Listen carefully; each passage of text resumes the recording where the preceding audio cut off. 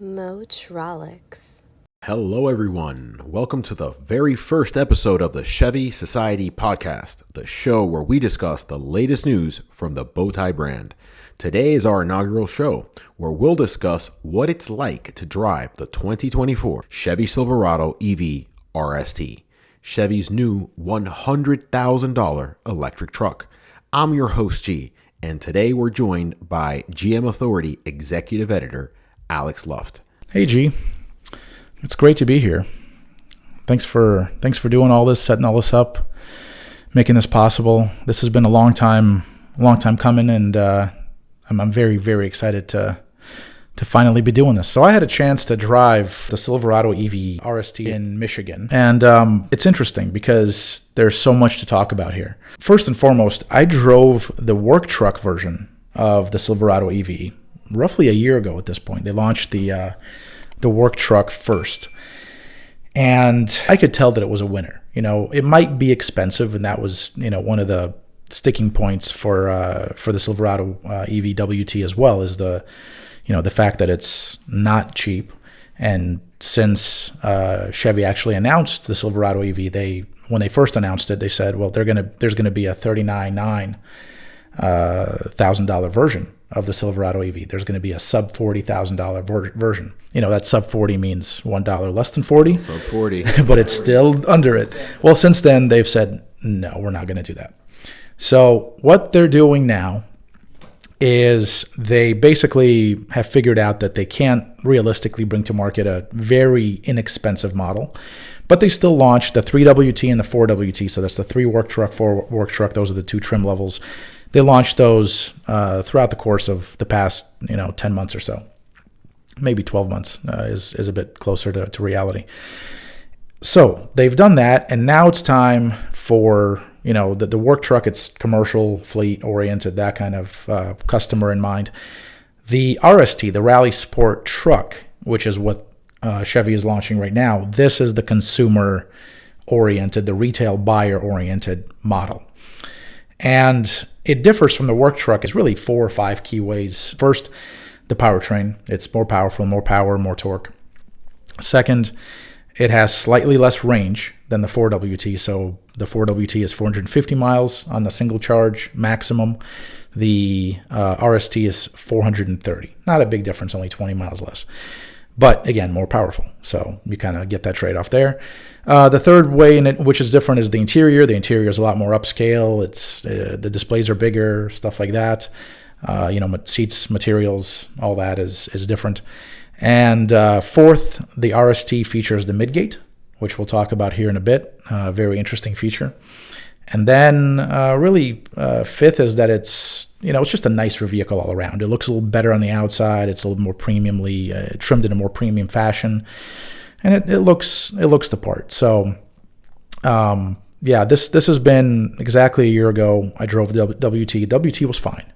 The WT did everything that a work truck did, but it was an expensive work truck. $50,000 or so, $60,000 for a work truck. It's quite a bit. You might get that back. Depending on the kind of driving that you do in a work truck, you might end up getting that back just on fuel prices alone. But I digress. So back to the RST. So the RST, I kind of already knew what to expect going into this, and first and foremost, I got to say it's a good looking truck. The work truck already kind of looks better than your typical Silverado 1500 work truck. You can make a Silverado work truck look better than kind of like the steely wheels, the cheap kind of appearance. But it's still, so my point here is that the Silverado EV work truck it looks okay. The RST looks so much better. It looks so much better. It's got the light bar going outside on the on the nose. It has the big wheels, 24-inch wheels.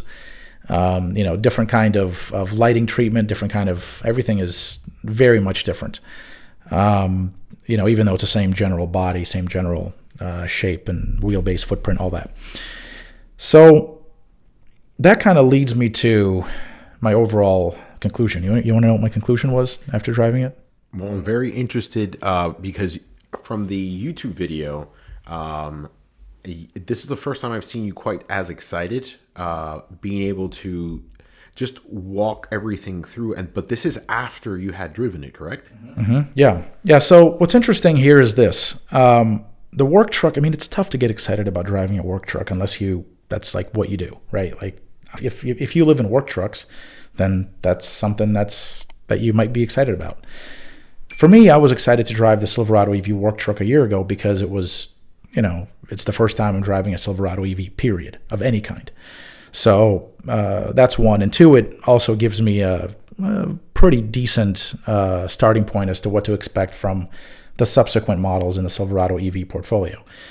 So essentially, when I drove the RST, I was a lot more excited.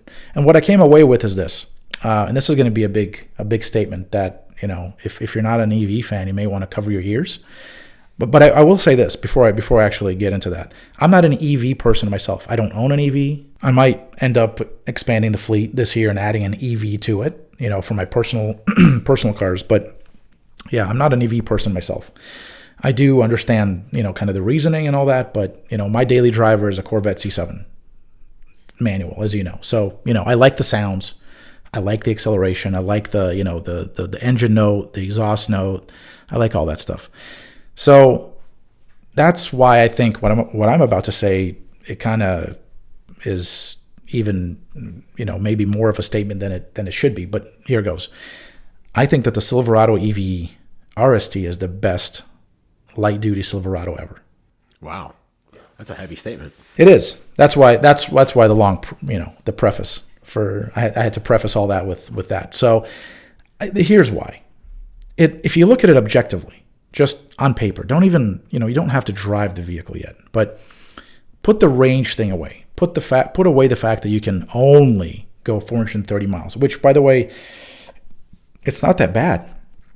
430 miles on a huge, heavy, roomy EV truck that, has not much going on in terms of aero. I mean, it has some nice aerodynamic components to it and features, but overall, I mean, they're putting a brick through air.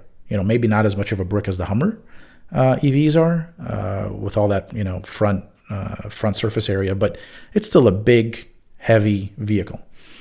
So 430 miles is nothing to scoff at there. But put that away for a second. Just put the whole range thing, there may be chargers thing, put that away for a sec.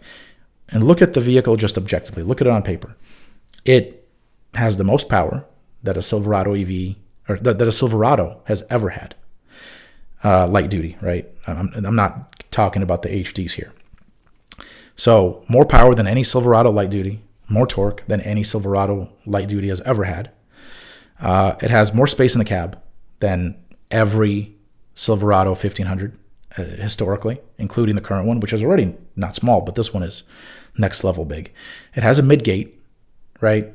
A freaking midgate from the Avalanche, right? Much improved from the Avalanche, obviously. That was a while ago, but it has that. So when you look at it objectively, it can tow, it can haul, it can, I don't know, it's got a frunk. We're looking at some impressive numbers. Towing capacity. Mm-hmm. On what it could haul. So the powertrain, it's a 2-motor setup. So there's a motor in the front, motor in the rear, and they're both magnetic motors. So they're not induction motors where they're kind of along for the ride, maybe give some power on occasion. No, these are both fully fledged motors. 754 horsepower, 785 pound-feet of torque. Again, 754 horsepower. Now, to put that in perspective, there have been people who have been clamoring. I've been one of them. I'm one of those people. We've been clamoring for a Silverado frickin' SS. Okay? Why is there no Silverado SS? Why is there no Silverado with the supercharged LT4 from the CT5V Blackwing, for example? Why is there no competitor to the Raptor, a proper competitor to the Raptor, right? To the TRX, to whatever. And GM has just never put one out on the internal combustion engine side. They have all the components, but they haven't done it. And we probably will want to do a show about why they haven't done it. I'm going to actually write it down here. There's reasons. I don't want to get into it here, but overall, people have been clamoring for a Silverado SS, right? I would love to see one, to be honest with you. Me too. It's one of those things. But this is it. This is it. This is the Silverado SS. I mean, when you take away the name, 700. I mean, yeah, you can't get those figures. The most that an LT4 powered Silverado SS would have made is 650 horsepower. This is 100 horsepower more. Given, I mean, yes, it's a heavier vehicle, right? So keep that in mind. But still, 754 horsepower, 785, almost 800 pound-feet of torque. 800. I mean, my Corvette is a light car, right? 460 pound-feet of torque. This thing makes, what, almost twice as much? Is that, I mean, these are mind-blowing numbers. And we know that, you know, EVs are powerful things. Okay, fine. So just keep that in mind, right? Like as we go through this objectively. The battery, it's a 20 module, 212 kilowatt hour battery, 440 miles of range. I kept saying in the beginning 430. It's actually 440. So long story short, these are impressive figures. They're impressive in every single sense, right? It's impressive. No matter which way you put it, it's impressive. So with all that, let's take a look at, you know, what exactly is impressive about it, because there's quite a bit. First and foremost, what is it like to drive this thing? So I drove it unladen, and then I drove it with a trailer. I'll talk about the unladen first, not to kind of mix those two up. So, you know, empty, it was me and a passenger, and it drives good. It drives good. It has 24-inch wheels with some very interesting tires. And the 24-inch wheels are not only the biggest wheels and within GM that GM has ever produced, they're the biggest wheels in the industry currently. Like nobody else offers 24s.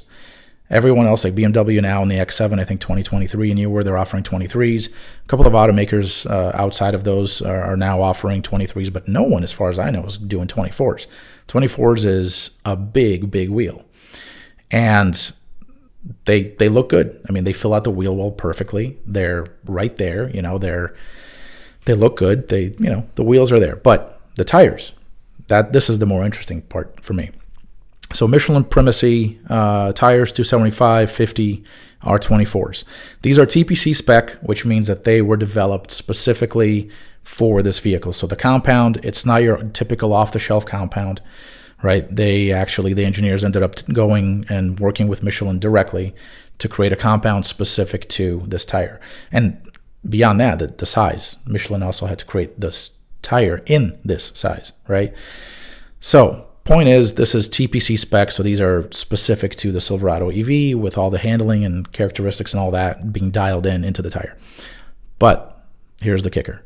Those tires with those wheels, they run at 65 to 75 PSI. Wow. I mean, it's very interesting, the weight factor that those compounds have to, you know, be able to withstand. Because we're talking about an extremely heavy vehicle. 9,100 pounds curb weight, right, roughly. So that's, you know, give or take 30, 40, sometimes 50% heavier than your typical light-duty Silverado, right? So how does it drive? That's kind of where I was going with that, right? It drives well most of the time.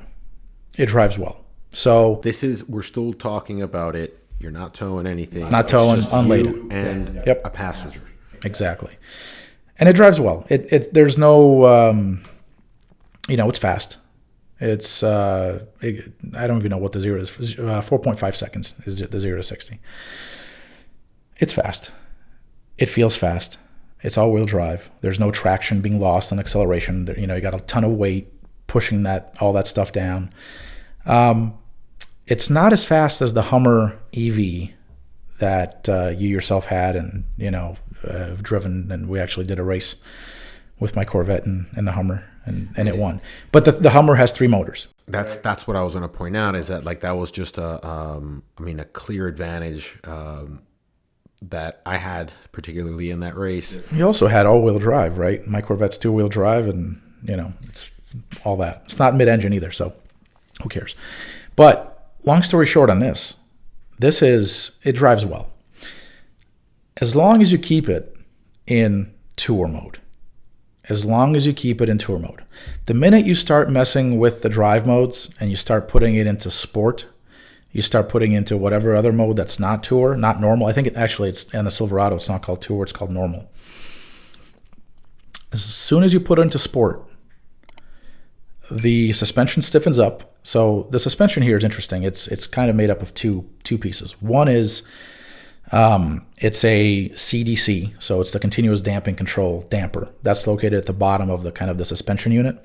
And then above that is the airbag that controls the height of the truck. So basically the CDC is the damper. It's like a magnetic ride control light, like a Magna Ride light. Whereas the actual airbag it doesn't actually do any absorbing of the suspension of the chassis. It actually just goes up and down, controls the body up and down. So that's where that difference comes from, is that you can actually, when you pick normal versus sport on the drive modes, you actually end up changing the rebound dynamics of the CDC dampers. Now, does this affect the ride height between modes at all? Because I think that the Hummer... I don't think that the ride height is tied to the modes. I think you can control that independently. For example, if you put it into WOW mode, which is the wide open watts mode, which is the fast, go fast as hell. That would have been mode. The Hummer's watts to freedom. Watts to freedom, okay. Exactly, yeah. So all that does is on the Hummer, you put it in there, and I think it automatically drops the truck, it right? Prepares you for a launch, right. Where I was having an enormous amount of success that day. Yep. So this... In the case of the Silverado EV, from what I know, it does not. So it's not integrated together. So you basically can operate the ride height yourself, up, down, that you got to switch there. And then the drive modes, they're on the screen. So, but I don't think they're integrated. But as long as you keep it in normal, things are fine. The minute you put it into sport, things start to get a little bit rough. So we were driving around some backcountry roads, started out actually in downtown Detroit, and then drove out to backcountry roads, in Metro Detroit, essentially. So I kind of make this joke. Sometimes it might rub some people the wrong way, but the reason that GM has gotten so good at suspension tuning and just suspension development and design in general is because how horrible the roads are around the Detroit metro area. That's kind of every 10 feet there's some kind of a imperfection, and it's not like a little imperfection. It's like there's a big imperfection every 10 feet. Something's going on, something's always going on there. So if you have it in sport, you're going to feel it. And so when I wasn't driving, I was actually in the front passenger seat, and my co-pilot was driving. I was sitting there, and I'm like, this doesn't feel. Why is it? This feels hard and harsh. And then we looked at what mode it was in, and it was in the sport mode, and we changed it to normal, and voila, the whole truck changed just the way it is, the way it drives. So I would keep it in normal mode the whole time. That's kind of the moral of the story there. Well, you answered my question. If you took it off road, it actually drives well off road. I didn't do like a full course, and again, these are 24, so I don't know how much, with very little sidewall, so I don't know how much off road you want to take it, but. There was a little kind of dirt road course in one of the loops, and it did fine. It was smooth, plenty of grip, plenty of control. There's actually some mud on one of them, on one of those little spots, and it went through them just fine. Went through those things just fine. So it's not bad.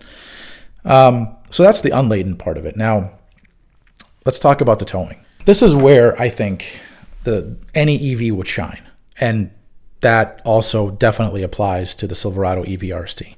It already applied to the Silverado EV work truck that I drove a year ago, like I mentioned in the beginning. And then I towed a John Deere tractor. I don't remember how much it weighed, but I think it was quite a load. It was like a 10K load, maybe, roughly around there total. This time, the heaviest trailer available was 6,500 pounds. So both times, both on the work truck and on the RST, the EV powertrain it's just a godsend. It's so good. You basically, you step on the throttle, and the truck goes, and the trailer goes, and it's like effortless. There's no buildup. There's no lag. The engine isn't, screaming like bloody murder. It's not yelling at, you're shifting all the way. None of it.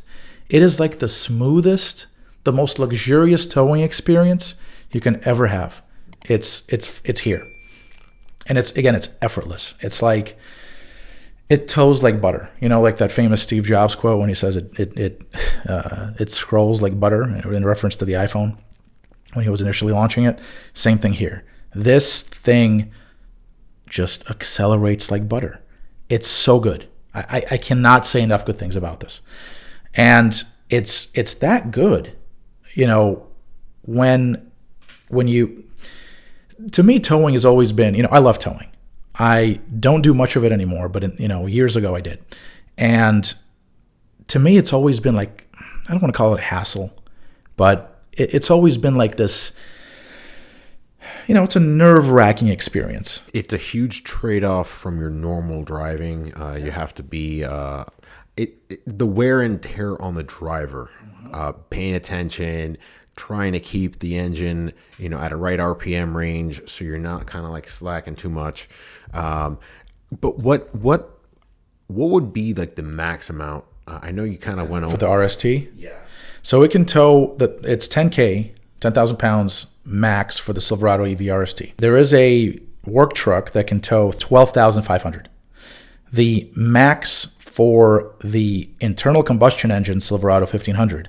So that's with the 6.2 L87. It's 13,300. So basically, the Silverado 1500 can tow 800 pounds more max. But I'll tell you this, it feels so much worse doing it. It feels so much worse doing it. To a point where, like this, I would put it this way. If you need to tow 13,000 pounds with your Silverado 1500, don't do it.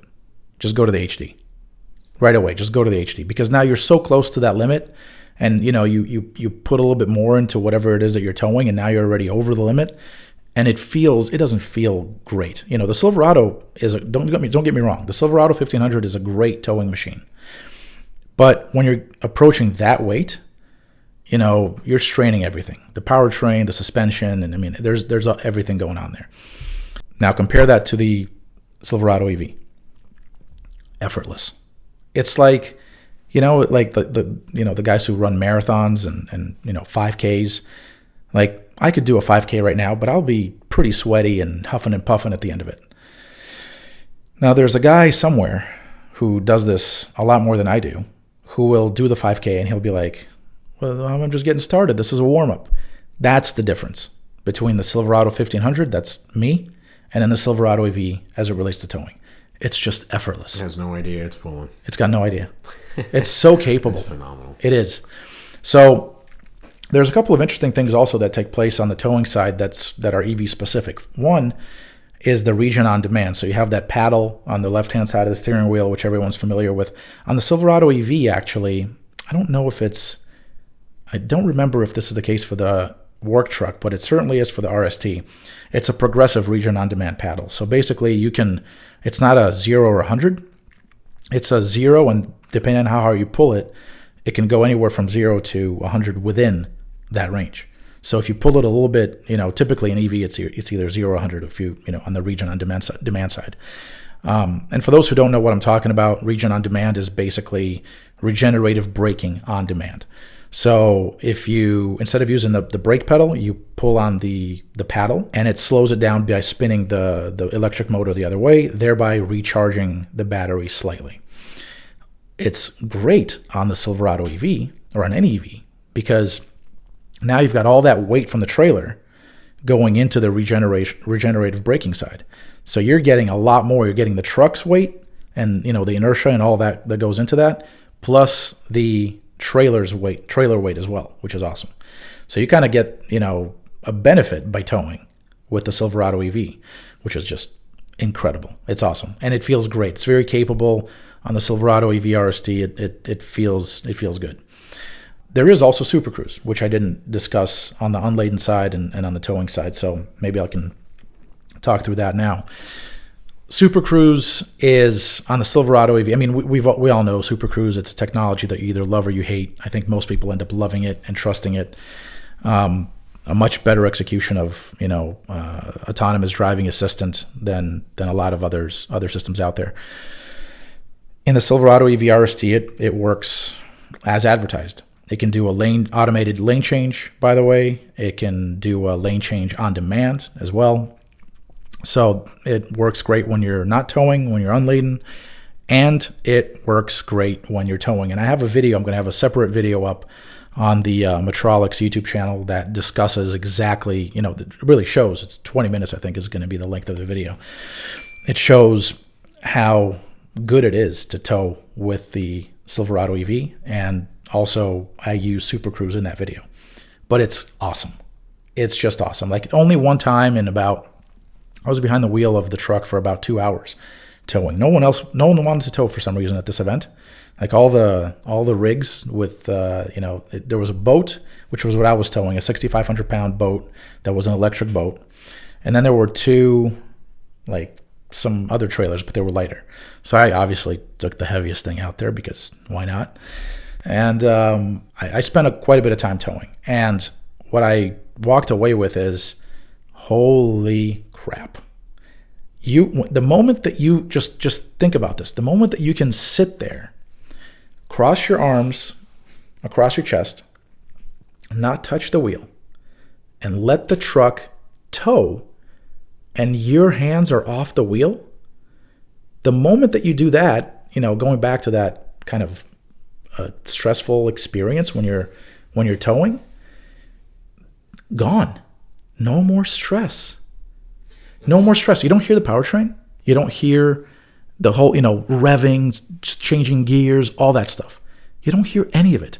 And then you take your hands off the wheel. Now, this Super Cruise technology, they have preloaded routes and preloaded streets. There's compatible streets. Okay. So currently it's 450,000 miles, I believe, of across the U.S. and Canada of compatible roads. That will grow to 750,000 miles at some point in the future. So it's quite a bit. Typically, the way it started is it was only on divided highways, and now it's making its way to other streets. So, for instance, this backcountry road that I was on, it was a twisty, windy road. I mean, it wasn't like, S curves and, hairpin turns, any of that stuff. No, it wasn't like that. But it still had some nice turns to it. It wasn't a smooth and straight Florida road. No. I mean, not 441, let's say. I was just amazed by how stress-free, relaxing towing a 6,500 pound trailer can be. I mean, granted, 6,500 pounds isn't all that much. I mean, it's still a good amount. I have a Tundra that I tow with roughly around that same amount of weight. Yeah. And I can feel it, and sometimes it's stressful driving to South Florida. Besides the fact that people don't really know how to drive down here, you're dealing with all this extra input that the truck is giving you while you're towing it. But closing that out, that Super Cruise feature is something that it really caught my eye. And I mean, you drove it towing and on windy roads, which is pretty interesting. Yeah, and what was interesting on one of the drives is that I could feel and hear the crosswinds. So there was a whole bunch of crosswinds, and the thing was auto-correcting to stay in the center of the lane. It's, you know how it is when you get crosswinds and you get a trailer as well. So you've not only is a truck getting blown around, but now you got the trailer doing, its thing back there. So you kind of have the double trouble, as I like to call it. Not the case. I mean, I felt it, not that much, but I still felt it, and it was incredible. Like the way that Super Cruise just kept it in the middle of the lane the whole time. It wasn't like, a little bit. It was the whole time. It corrects it much more than a human can correct it, because now it's using the cameras, the LiDAR, all the mapping technology that goes into that. I mean, it knows what it's doing. There was only one time, by the way, in the 2 hours that I was, I didn't use Super Cruise the whole time, so maybe this is a lot less impressive. But I will tell you this: there was only one time that Super Cruise told me, like, grab a hold of the wheel shut off because it didn't have. I don't know if it couldn't see something or it didn't have the route. I couldn't tell, but only one time, and I used it 3 times there and back. Like they kind of gave us this predetermined route. I took it off the route as well, and it only one time did it actually, essentially turn off on me. Very, very impressive. Now, can you tell me a little bit more? I know you released a YouTube video walking around the exterior of the brand new Silverado EV, pointing out a bunch of different designs, some Easter eggs that you did point out in the video. Can you walk us through that a little bit more? Yeah, absolutely. This is a good-looking truck. And there's been critics here who have kind of panned it as well. They've said, oh, it looks like an Avalanche. Oh, what is that? First of all, it's unibody, right? But it's not really unibody. I'll get to that in a minute. It doesn't have a separate bed and a separate cab. But at the same time, it is very capable. So that whole thing of, that whole notion of having to have a separate bed, separate cab, because that's what constitutes a real truck, that's going by the wayside. When you have Silverado EV, you have Cybertruck, you have, the F-150 Lightning does use a separate cabin and separate bed, but that's only because Ford was, about a decade behind in investing in EV platforms, and that's the best it can do right now. The second generation Lightning, I would put money on it also going to unibody. Wow. Yeah. Okay. The second gen, whatever they call it, if they're going to call it Lightning, the second generation F-150 EV, I would put money on it being so this is unibody. The move. This is the move. Okay. Yeah. Rivian, same thing. They're, the R1T. There's going to be a bunch of other players. Hummer as well, as you know. So all of these are going in the same direction. And so that's kind of been the concern. The first thing, the first criticism of the design has been it's unibody. The second, it's what are these ugly sail panels, these kind of buttresses that are behind the cab. It looks like too much like an Avalanche. What is this, thing? And so I've heard that Avalanche 2.0. Yeah, and that's actually not a bad thing because the Avalanche was a great vehicle. It only got discontinued because it wasn't as profitable for GM to do the Avalanche as it was to do the Silverado. So it was technically taking away from the SUVs where the Avalanche was made, Tahoe Suburban.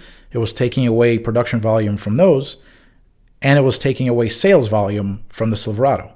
So, and having a smaller profit margin as well.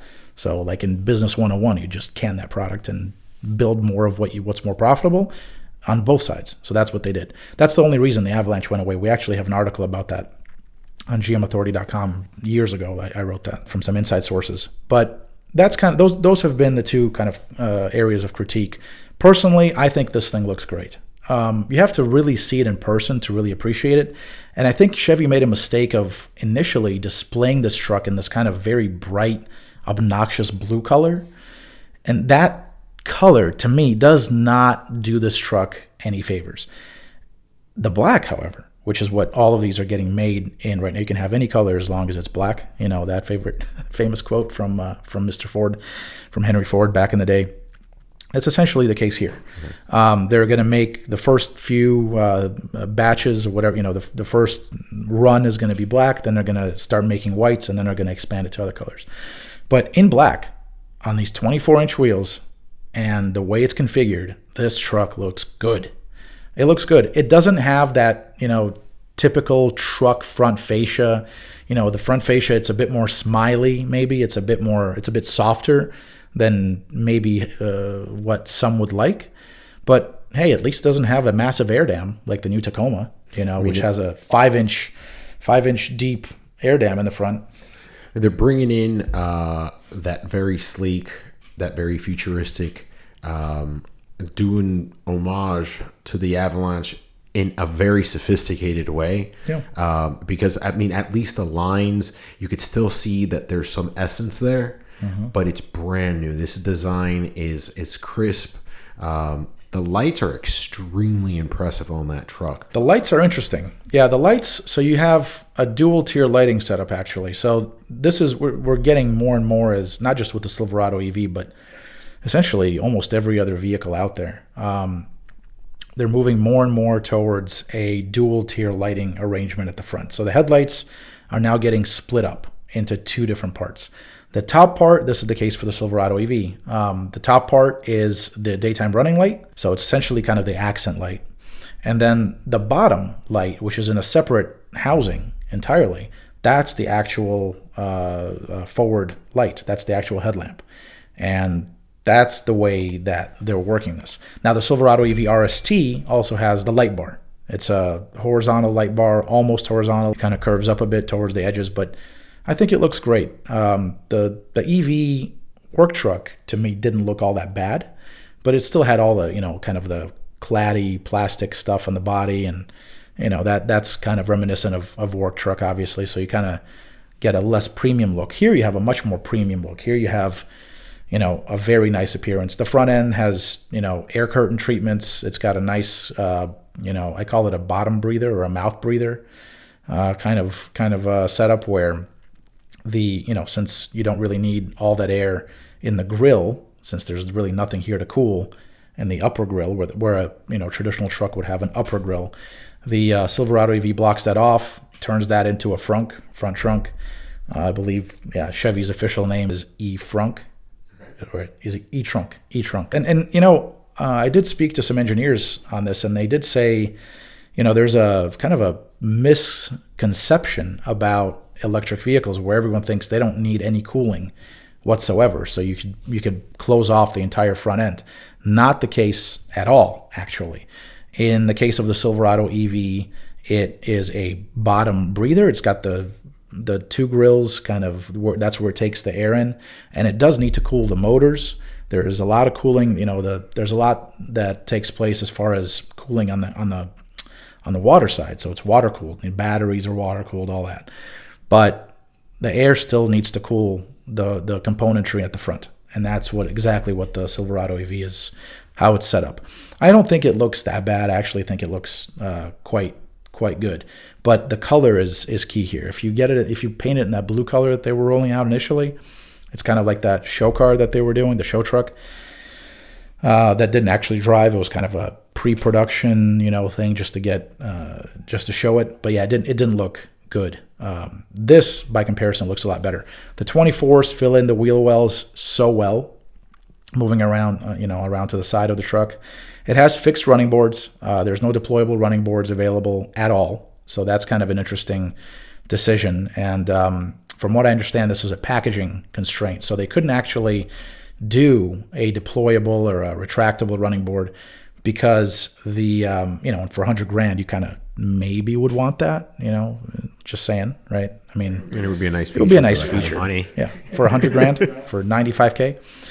But yeah, fixed running boards for the Silverado EV across the board. It's not just limited to the RST. It's not just limited to some other trim level.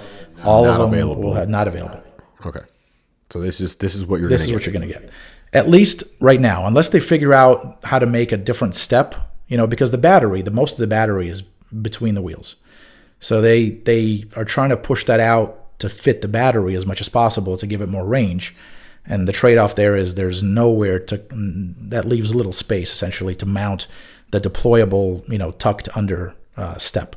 So fixed running boards are in. There's a center-mounted fin, the comms fin on the roof. It's center-mounted, not like on the Silverado 1500s where it's right above the driver, not even center-mounted.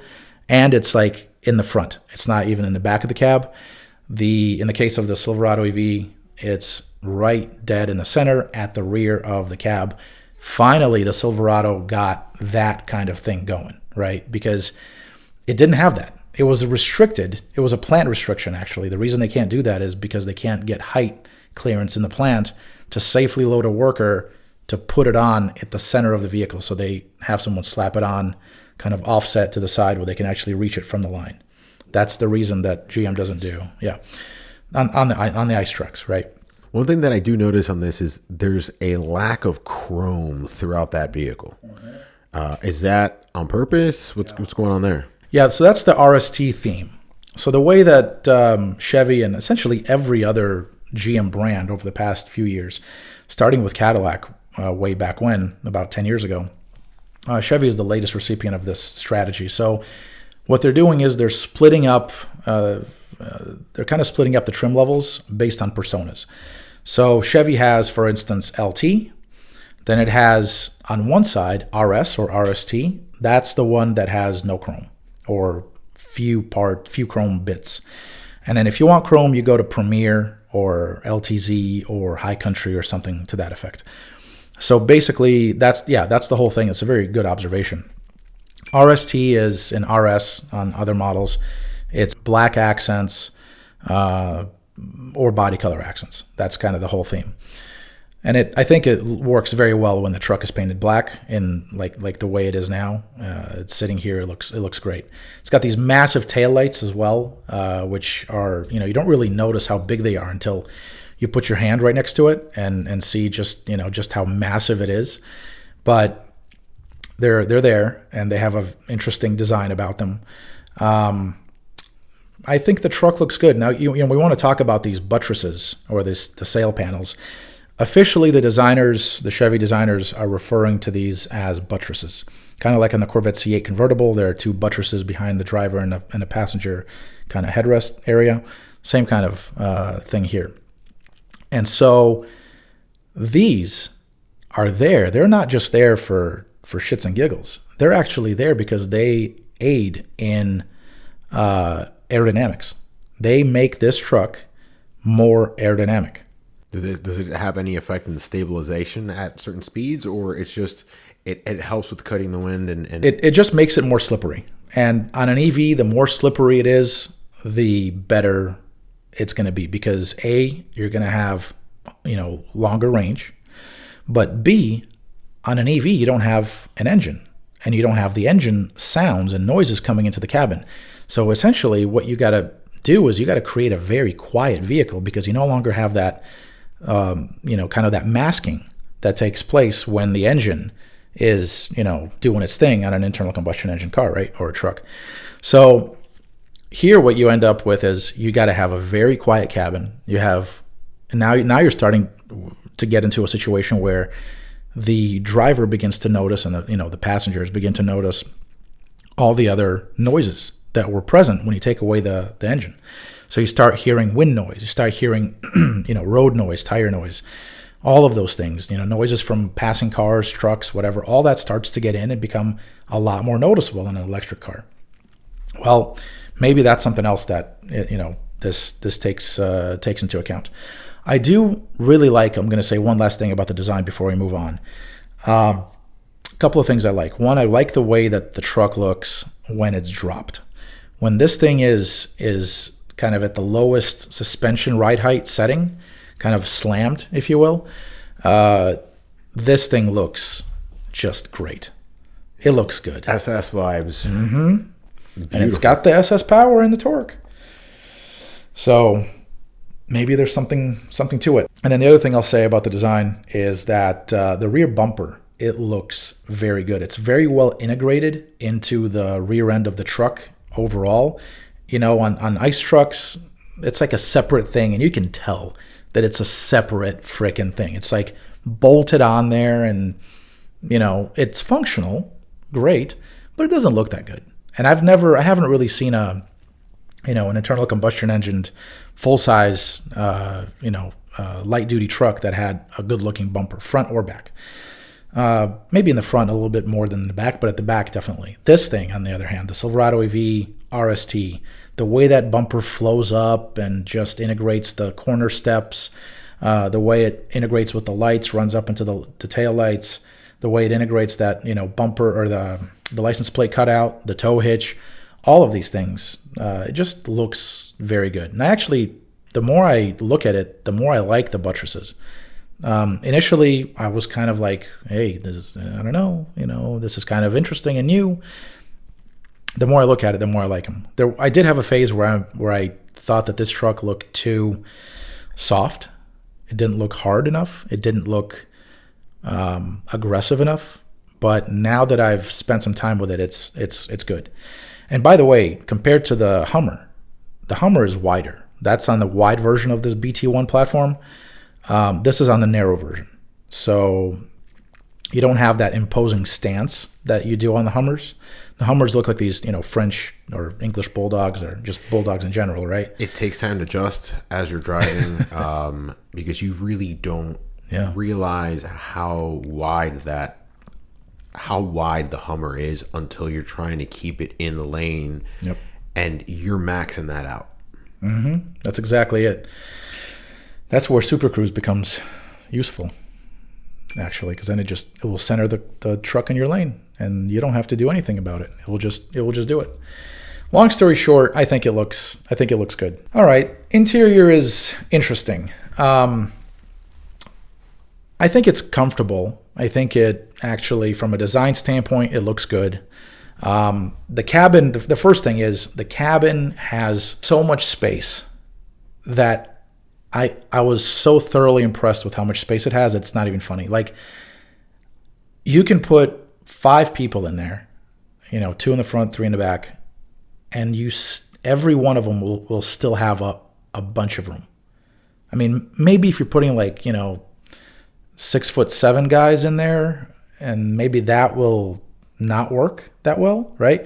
But if you're putting average sized people, family, in there, it has so much room. I cannot. It looks extremely spacious. Yeah, it really is. And I'm going to have a whole video outlining exactly like a 20 or 30 minute interior tour of this truck, just on the interior alone.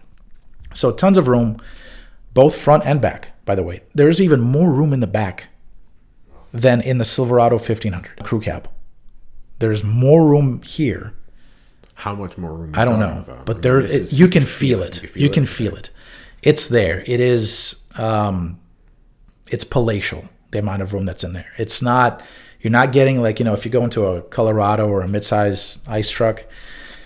Yeah, in the back it's going to be a little tight if you're carrying anyone more than kids, right? But this thing is.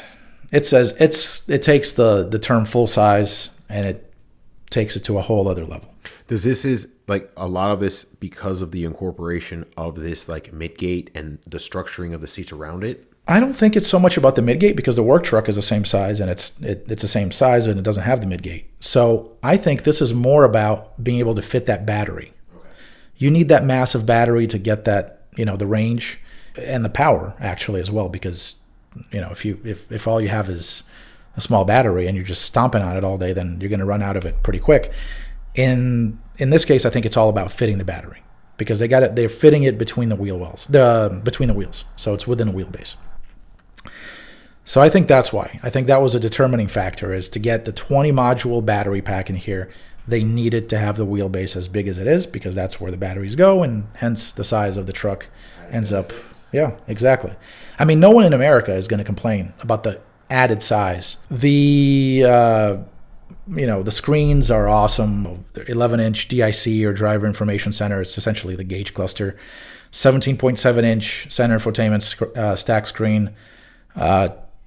Clear, bright graphics. Very easy to use, easy to read, easy to, I didn't see any issues with glare, any of that. The screens are common now. These screens are common to Chevy's Ultium-based EVs. So the Silverado EV, the Equinox EV, and the Blazer EV, all 3 of these use the same 2 screen setups. It's the same size, same configuration, everything's the same.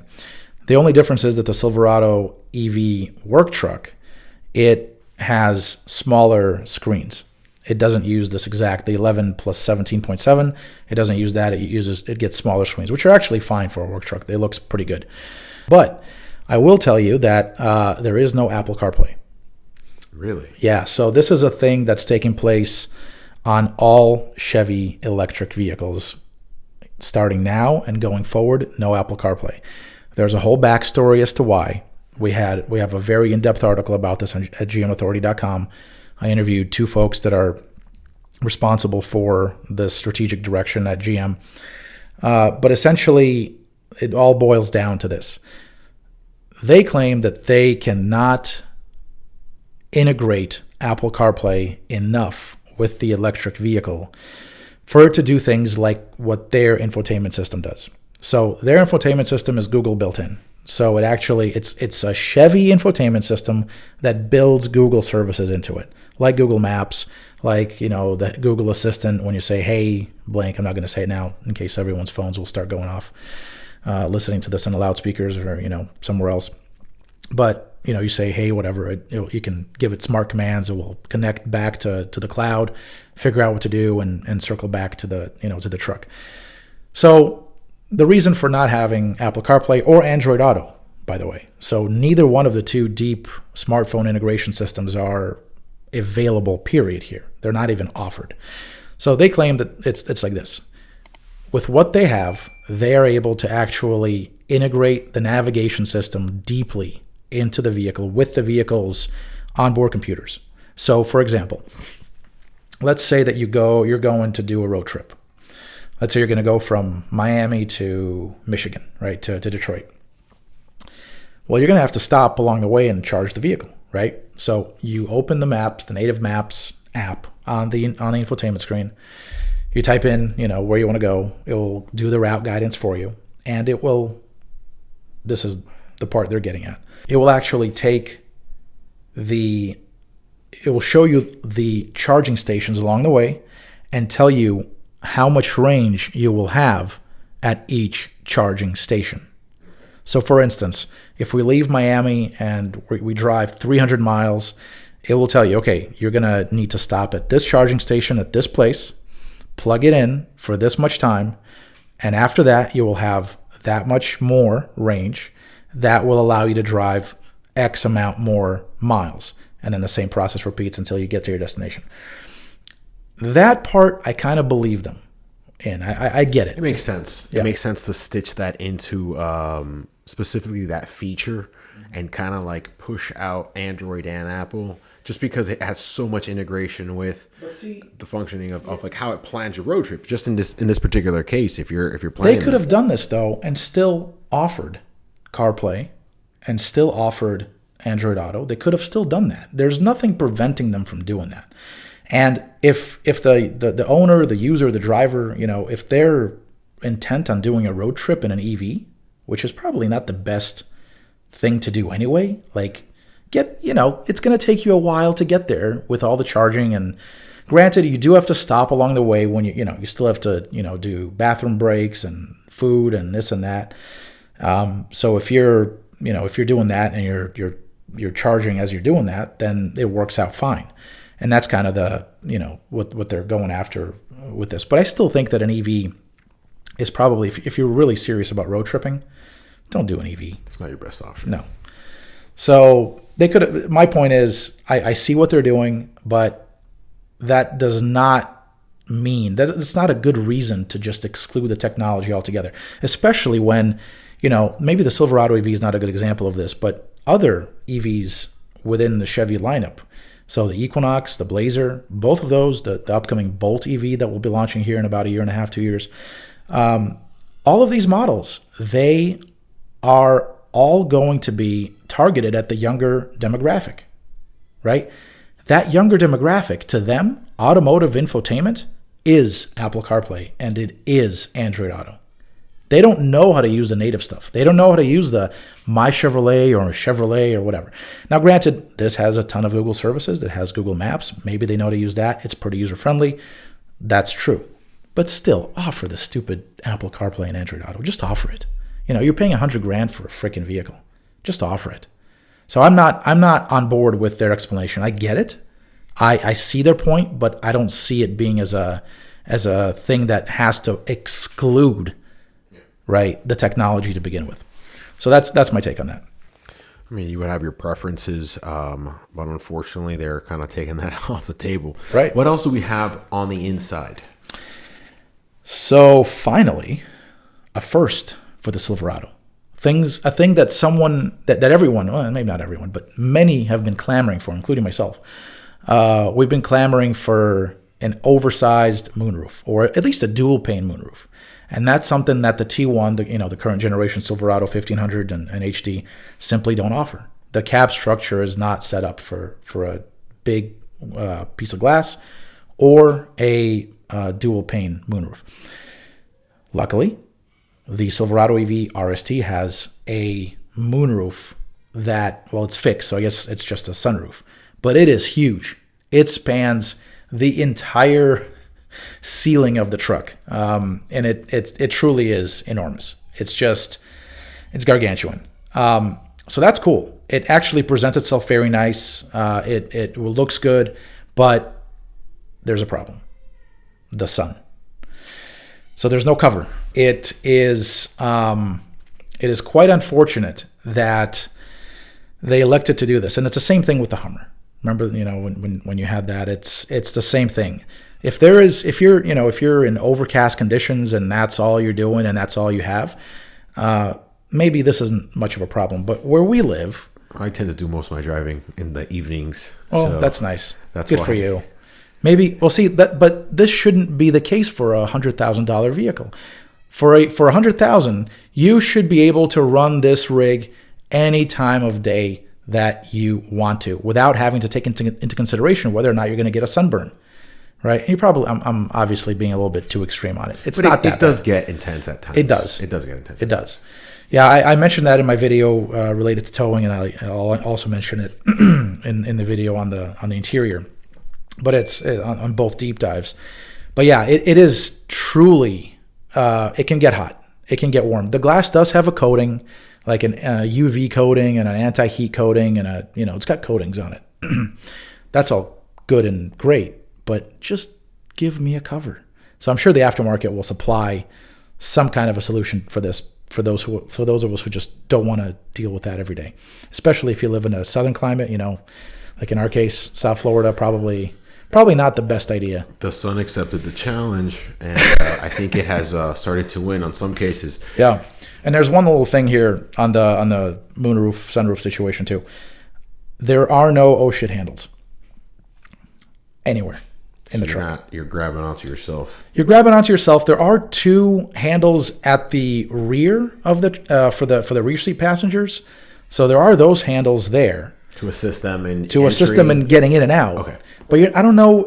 I tried to sit there, and it wasn't that comfortable to just hold it, the whole time. It wasn't comfortable at all. It sits far in front of you if you're sitting in the back seat? Yeah, it's a little bit too far. Okay. It's really not ideal to hold on to it, as a replacement for one of those handles. So there is that. But overall, the interior is good. The materials are okay. There is this like vinyl grade thing that is on the on essentially the doors, the tops of the doors. That is iffy. That material, I think they made it for like durability. I would have preferred to see this wrapped in leather. For $100,000. For $100,000. So do I. That's that. There is another thing. So the armrest when you're driving, the center armrest is nice and cushy. It's soft.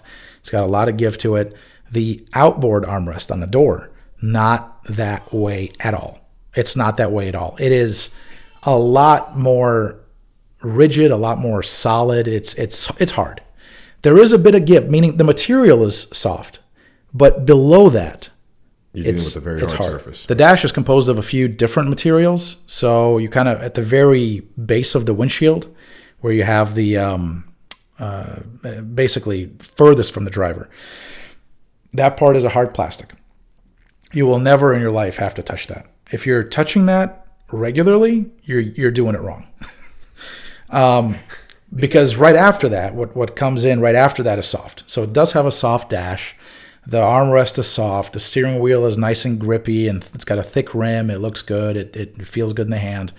The AC vents, they did a good job on. Finally, a Silverado with AC vents that don't feel like they're going to break, when you turn them or adjust them in some way. They actually did a good job here with the AC vents. I love the sliding center console, because the center console, you can adjust whether or not you want the cup holders here, roll them back into the kind of the center armrest storage area, the console.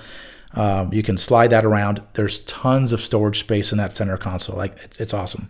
Another thing I should note is that I love the fact that Chevy decided not to eliminate hard buttons for HVAC, for the climate controls. You have the typical offenders, Tesla, right? And now it seems to be like a trend. BMW is roughly there now. Mercedes is also roughly there. Chevy decided to keep the physical buttons and dials for the climate control settings present and accounted for. So they're there. They're right below the AC vents.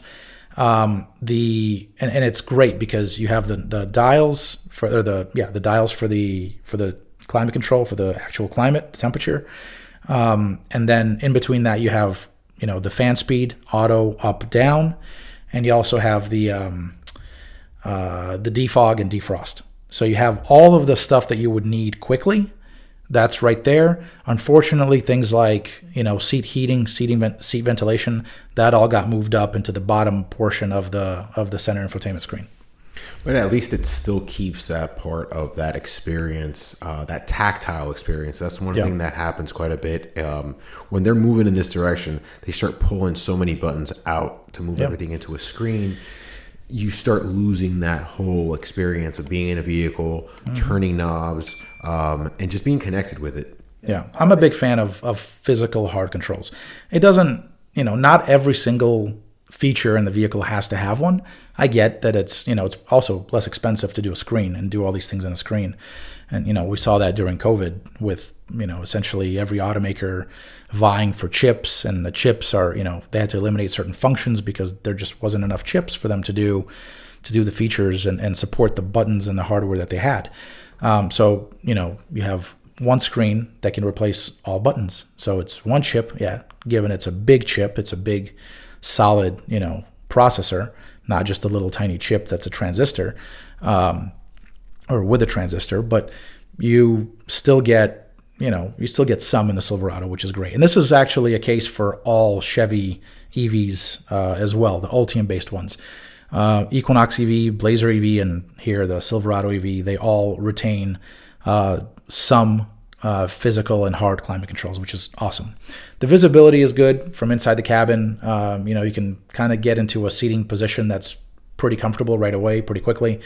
The front windshield is pretty big. The side views from into the two front windows is good.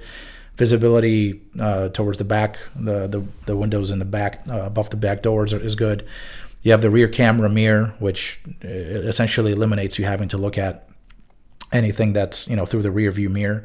So it eliminates the need to have a huge window back there. And the window on the Silverado EV RST, the back window, it is actually quite short, quite stubby. And it's that way because of the midgate, which we'll get to in a second. But yeah, overall, this is a pretty big, spacious, comfortable cabin. There's not much happening as far as NVH. The NVH is kept pretty much to a minimum. The noise, vibration, and harshness, there's not much going on in terms of wind getting in or some other kind of sound, whether it's wheel or tire sound, road noise. None of that stuff seems to come in much. My vehicle, the one I was in, I did experience a couple of squeaks and rattles, more so rattles than squeaks. I then grabbed another one I actually went to tow with a different one, and that one had not a single thing. So I think it was just the one that I was in. So that's good news. I also do like the fact that in front of the front passenger, you do have this kind of ledge to store like your phone or something like that. It actually ends up lighting up as well when you turn the cabin lights on. And I guess the last thing I'll note is that in the back seat, you have a flat floor. So you don't have a tunnel. There's no tunnel anymore. There's no bump in there, for the drivetrain or for whatever other components that you would need to pass through in an internal combustion engine vehicle. You don't have that here at all. So it's pretty much flat, and just makes getting in and out of that back seat pretty easy. You don't have to hop over, carry your feet over this thing. It's nice. And I think that brings us to the midgate. The final thing that we have been leaving because it's so good. It is good. The midgate. What does this thing give me access to do with my truck now? Room. Space. How much room and how much space? How many bodies are you carrying? At least 9. Okay. All right, so you can fit at least 3 bodies in this trunk. Solid 3. Now, if I drop the midgate, how many more bodies can I get in here? At least twice as much. Yeah, that's what it depends on how you drop the midgate. So let me walk through that. So first and foremost, for anyone who really wants to delve into this, I have a separate video on the Metrolix YouTube channel outlining the use of the midgate. It's up right now. Go there, youtube.com/Metrolix. So 5 feet 11 inches, that's how big the bed is with the midgate up. Now you drop the midgate, you get more. And there are ways in which you can drop the midgate, 3 really different ways in which you can drop the midgate. At its biggest, you end up with 9 feet of overall length. And you could actually take that a step further if you really wanted to. And I'll explain how to do that in a second. So the midgate has a partition. So it's a 60-40 partition. The 60 is behind the driver. So it's the rear passenger seat behind the driver plus the center seat in the second row. That whole thing, the way it works is you basically fold the seat cushion forward, the rear seat cushion. You fold the rear seat back forward, and that gives you access to that 60 part. So now you can pull the 60 part of the midgate open, and that's within the partition. So now right away you've got 9 feet in length. But the issue here is that not all items will fit through that 60 partition. This kind of setup is useful if you need to carry longer items, but you also need to, you don't have that many longer items to carry. They're not wide. And you still need a seat in the rear seat. So now you basically have the driver, the front passenger, and 1 seat in the rear to be used for passengers. Now let's say you need more room. So now you have 2 options. You can either go back to the other side to the passenger side of the truck. You can drop the 40 part of the midgate.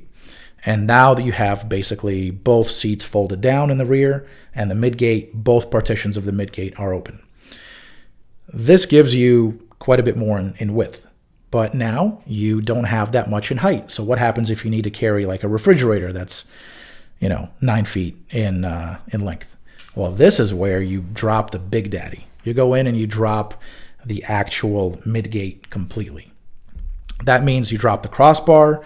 You can also take out the rear window, store it in the actual cutout, kind of a dedicated space for the glass. And then you have this huge, just enormous space for carrying whatever you want.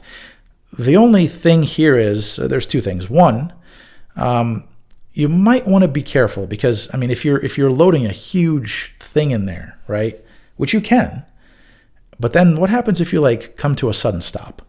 That stuff all will come in, smash into the back of the front seats, which is not good. So then you have to kind of tie it down somehow, make sure it doesn't move, all that. So that's one thing to keep in mind. The other thing to keep in mind is that when you're removing the rear glass, make sure you follow the guides to actually put the rear glass into the little storage area. So follow the guides there. There's little alignment dots there.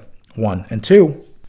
Make sure you turn off the rear defroster, the rear glass defroster. If you don't turn off the rear glass defroster and you're going to take out the glass, you might see a spark, a runoff spark. So make sure you turn it off and then you store it. Yeah, very important. Maybe more so important in an EV. You don't want sparks with electricity and whatever else. It's a way of learning. How many sparks did it take for me to understand not to do this? So the other thing is that I mentioned in the beginning is you actually can take that 9 feet and you can take that a bit further still. The way you take it a bit further is by dropping the tailgate now, not the midgate. The midgate's already dropped. So you have the midgate dropped. Now you go to the tailgate, you drop the tailgate. You drop the tailgate, and then you open the secondary load stop in the multi-flex tailgate, which the Silverado EV RST has.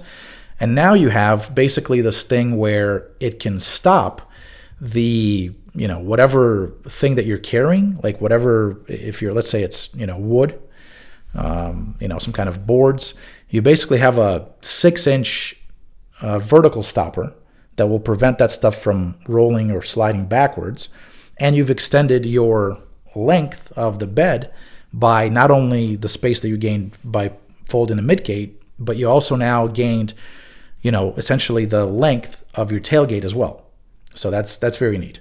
So this is a very flexible truck. You have the ability to, as far as cargo capacity goes, if you need more than this, you're buying the wrong vehicle. You need like a van if you need more than this, because this thing can carry it all. Now there have been people who they're kind of Debbie Downers a bit. They're asking me, a few of them in the comments, and I reply to them on gmauthority.com. Why would you drive around with this midgate open? And what about rain and snow and whatever else? And I'm like, well, you're not driving around with it open the whole time, right? That's not the purpose of it. Is to you use it when you need it in a pinch, and then you close it back up, and that's it. I mean, it serves a very specific function. This isn't a sunroof that you're going to pop off and drive around. This is specifically related to what I need to tow, how much space I need for this specific job that I'm about to handle. Now, one of the things that I do want to bring up is this. After we've gone over everything that we've gone over, the pros of the towing, the beautiful package aesthetically that they put together, the interior, the price tag is still close to $100,000. In your opinion, is it worth it to buy this truck? I don't know if it's worth it or not, but I will tell you this. I wouldn't. At this price point, I would not. At this price point, I would get a Hummer. That's what I would get. It's such a more imposing vehicle. It looks better. It's faster. The 3X or the Launch Edition or Edition 1. All of these, the Hummer is roughly the same price, maybe 10 grand more, but what's 10 grand at, if you're already laying down $95K for the Silverado EV, right? RST. So for that amount, I would say I wouldn't buy it. I would buy the Hummer, and, that doesn't have a midgate. That doesn't have as much space, in the bed, or it's a different vehicle, right? Similar platform, same platform, just different variants of the same platform.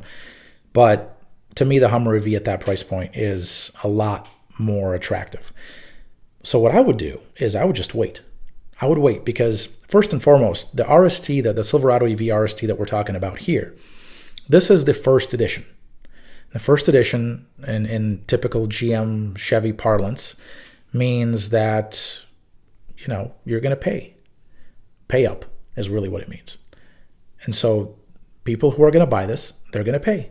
And maybe they will like the fact that they're paying 95 grand for a Silverado, technically light duty, even though it has a lot of attributes of a heavy duty model, like it's got 8 lugs, rather than the 6 that are in a 1500 Silverado. So it's got a 8-lug pattern like the HDs. But, I would just wait. And this is what I would wait for. First and foremost, I would wait for the non-first edition RST, if that's the vehicle that you want. That might end up decontending it enough to where it gets into the $70,000 range. And maybe at that point, it's a lot more attractive. I mean, $25K is no chump change. I would also wait for the other models that are coming. There will be an LT that's coming this year, towards the end of the year, I believe. There will be a Trail Boss that launches in 2025. There will be other variants as well. I expect personally, I haven't confirmed this with Chevy. No one's told me this officially, but I would expect there to be, a High Country. I would expect there to be an LTZ or a Premier. I would expect there to be a Custom at some point, based around the work truck, but still a little bit better equipped. And, at some point, I expect all of this stuff to come down in price. But that's a lot further into the future. If we're talking about immediate, just wait a bit. I would say, maybe a year or two. This truck is a good truck. It is a good truck. It is, even though it's electric, and we can have a whole conversation about what, pros, cons of electric. Like I said, I'm not an electric, I'm not an EV person. I don't own an EV, but I get it. Once I've driven these, on the Chevy side, I've driven a whole bunch on the GM side now for the last few years. And, around the industry, I've driven all these EVs, and I understand the draw.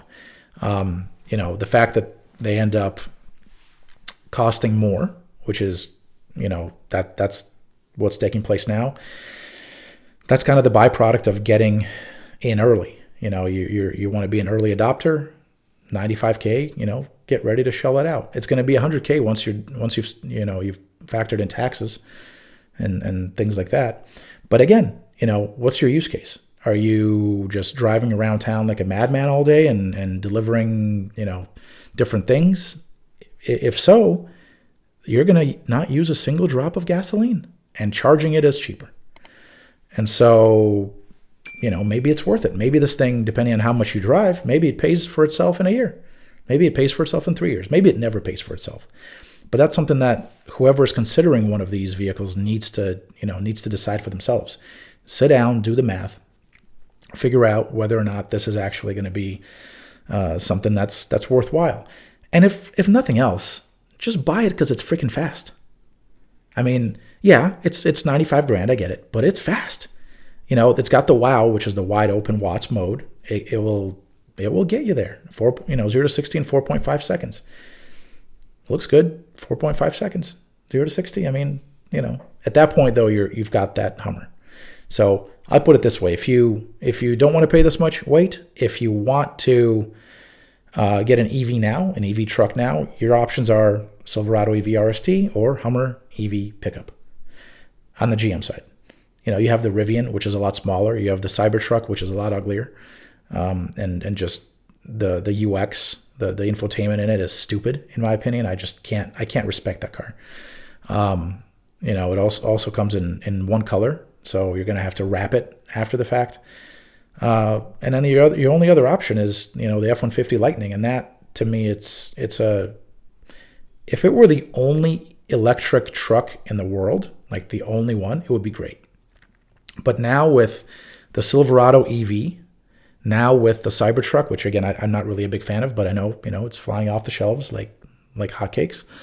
So if the F-150 Lightning were the only truck out there, it would be great. But now it's been outclassed. It's been outclassed by the Silverado EV. The Sierra EV is right around the corner, right? So that's coming. And, the Cybertruck is here. And so the F-150 Lightning, unfortunately, has kind of been pushed off to the wayside. And that, for good reason. It's a stopgap vehicle. The Lightning is, they took an ICE truck and put a battery in it.